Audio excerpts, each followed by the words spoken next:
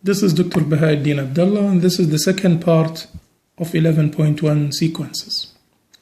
We defined sequences in the previous lecture, and we have seen the definition of convergence. When do we say that a sequence is convergent? When it has a limit, and we have seen some examples. Now, I will give some important theorems here.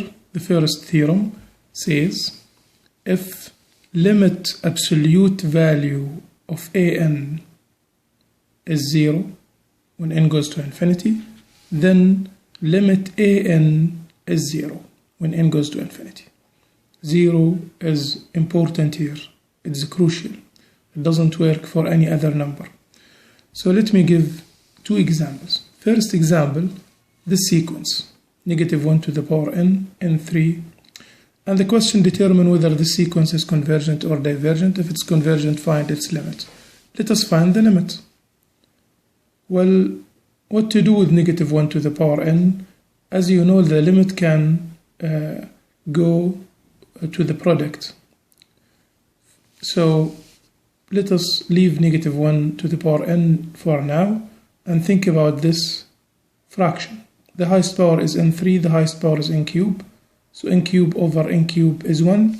So we will get limit negative 1 to the power n times 1. So negative 1 to the power n. Now what is limit negative 1 to the power n when n goes to infinity? If n is even, it would be 1. If n is odd, it would be negative 1. So it doesn't really have a limit. It oscillates. The terms oscillate between 1 and negative 1. So the limit does not exist, and the sequence is divergent.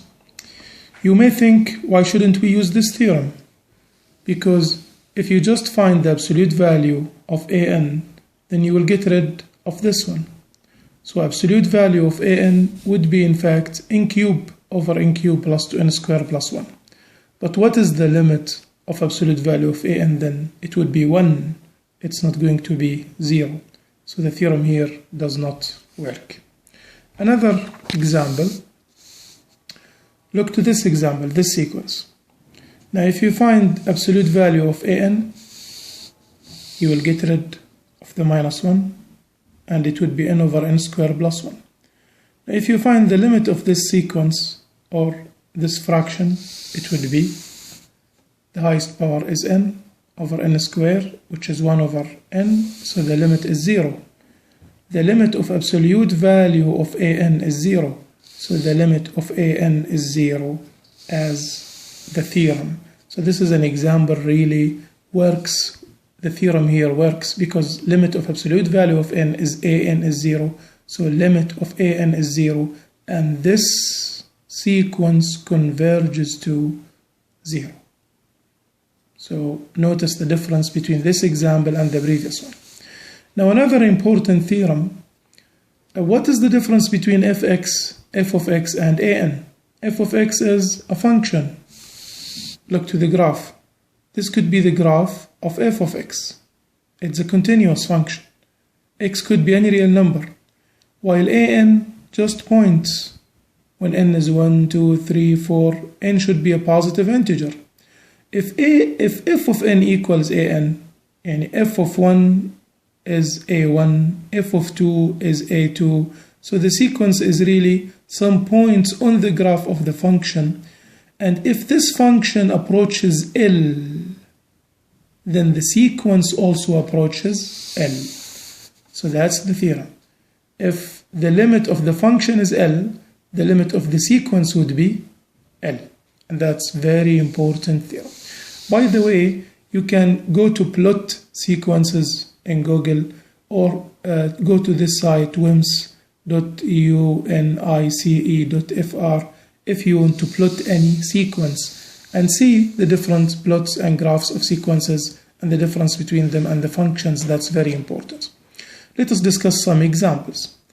We know that limit 1 over x to the power r is 0 if r is positive, because if r is positive and x goes to infinity, this would be infinity to some positive power, and 1 over infinity would be 0.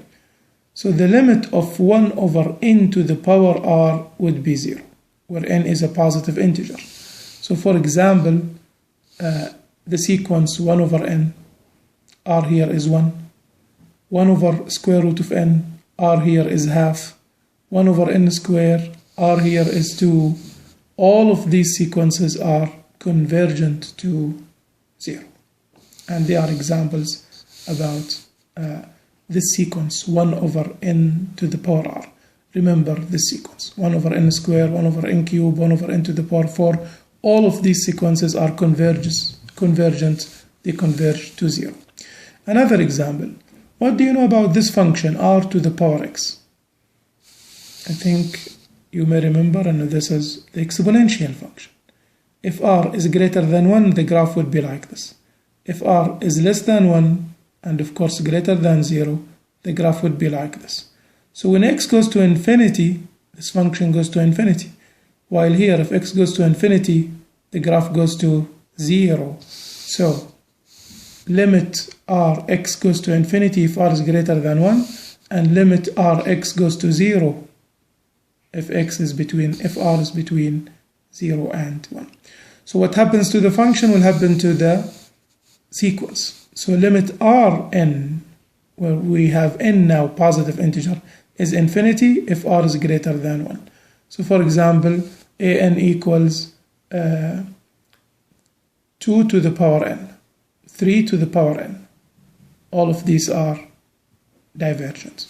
So Rn is divergent if r is greater than 1, or even r is less than -1 because of the absolute value theorem. So -2 to the power n would be also divergent.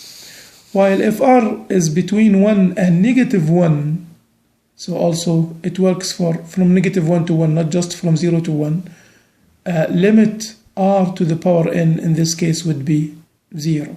So Rn is convergent if r is between -1 and 1. These are some examples.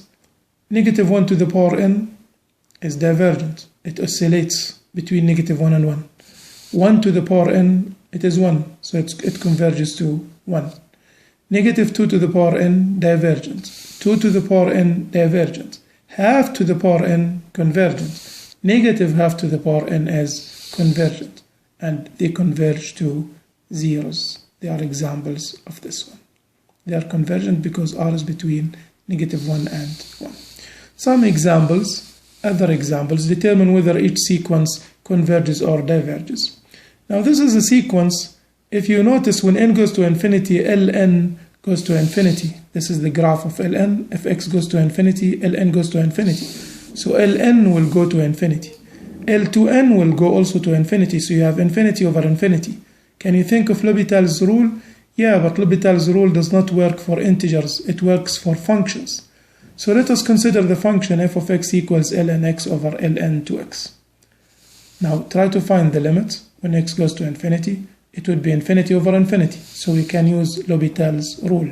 Remember, L'Hopital's rule says limit f of x over gx equals limit f prime over g prime when we have 0 over 0 or infinity over infinity. So if we take the derivative, ln x over ln 2x, what is the derivative of ln x? 1 over x. What is the derivative of ln 2x? It is 1 over 2x times 2. So it's in fact 1 over x. They go with each other, and it is 1. Limit of 1 is 1. So this sequence converges to 1. I'll stop here.